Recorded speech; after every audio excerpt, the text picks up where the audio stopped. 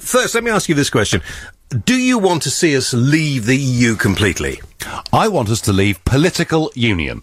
I want us to trade with Europe. I want us to cooperate with Europe. I want us to be sensible next-door neighbours. I am happy, James, through Interpol, for us to cooperate on police affairs. I want to have reciprocal deals on extradition of criminals. I want to do student exchanges. I'm happy to agree common, sensible, minimum environmental standards. I'll do all of that. But I don't want to be in political union, and that means leaving the EU as we're currently members of it and replacing that with a genuine free trade agreement. All right. Because I think a lot of people get the idea that you just don't want to have anything to do with Europe at all. Well, that's been deliberately put out, of course, by the yes side. Grandees was what Boris just called them, but I'll call it the status quo establishment. They want people to think that the Nigel Farage view is that Sodom and Gomorrah begins at Calais, that all things European are terrible. I'd remind people, I am married to a German. I worked for 2 French companies when I worked in the city. They did both sack me, but that's another story.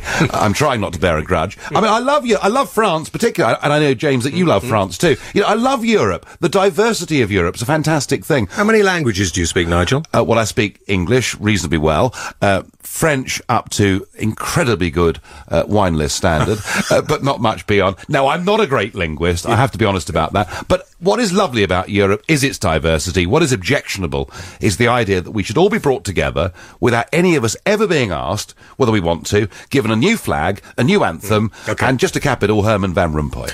Well, we won't go into your disputes with him, although we might. But do you think, first of all, David Cameron was right to cancel his speech today in light of what's happening in Algeria? Probably yes.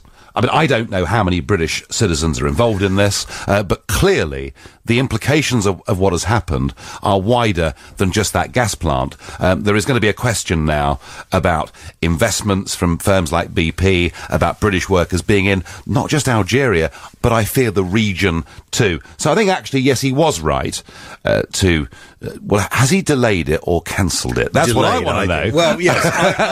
I'm not sure. I find that quite difficult because we didn't get to know until 6:30 last night when, of course, everybody rushed around and changed plans for programmes, of course, not only this one today, but lots of different programmes. And it seems that there is something going on in Algeria that we're not... I mean, David Cameron must know more than he's letting on. Well, he certainly looked very grey-faced, didn't he, and said, be prepared to accept a lot more bad news. And I took that to be an indication that there may be many more British nationals involved in this than perhaps we'd initially thought. But it does raise a bigger question to me, because all of this happened just 5 days after the French went to war in that region, once again, this time in Mali, and with the Brits supporting them, albeit... It's logistical support with aircraft, which occasionally take off. Do you think we should have been involved?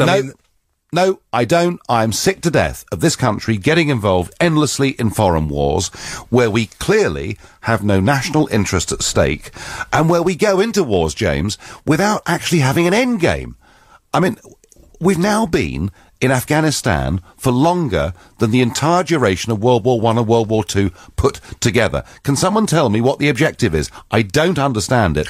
And I suspect that far from making the world a safer place, that in many instances we're actually provoking some of the extreme elements of Islam, and we may well see more reprisals. But can we actually allow these terrorists, whatever they are, to take over a part of the world that is fairly close to us? We're talking about North Africa. We're getting close to the Mediterranean.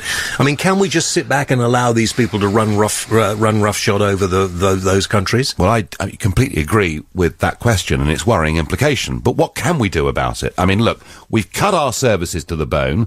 We haven't even got that's another point. We should maybe be talking about it, because we're relying on the French for their aircraft carriers. Well, at the moment, of course, we're supporting French operations. Libya was a French-led operation, which we supported. Mali is a French-led operation.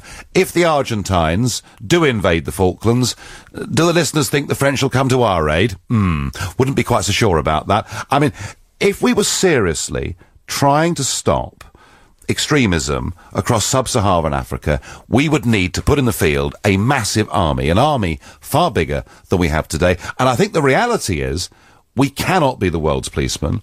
America's involvement in these wars, I suspect, will now decline because public opinion there clearly is turning against it. And frankly, James, I accept that there is a potential long-term problem here, but I don't honestly think there's much we can do. What do you think about Barack Obama calling David Cameron and telling him not to make a speech that would make people think he wanted to leave the EU? Yeah, well, do bear in mind that this is probably the most anti-British president of America that there has ever been. And I thought everybody loved him. Well, of course, the politically correct all think he's wonderful, but I've been pretty sceptical about Obama right from day one. We have what we call a special relationship with America. But a special relationship does not mean doing everything the Americans say. Remember, in 1966, Lyndon Johnson went to 10 Downing Street. He said to Wilson, "We're in a special relationship. You must send troops to Vietnam." And we told them where to go. In 82, the Americans told us not to retake the Falklands, and we ignored them. And we should ignore them over this. All right. Well, listen, one day next week or the week after, he will make the speech, I feel sure. Well, you think he might not, actually? That's interesting. I don't know. I mean, I think that the contents of the speech have been leaked already. We know exactly what he's going to say. He's going to use Eurosceptic rhetoric to try and buy off UKIP and his militant backbenchers, but whilst pursuing a Europhile agenda. He's playing exactly the same game that Harold Wilson played 40 years ago.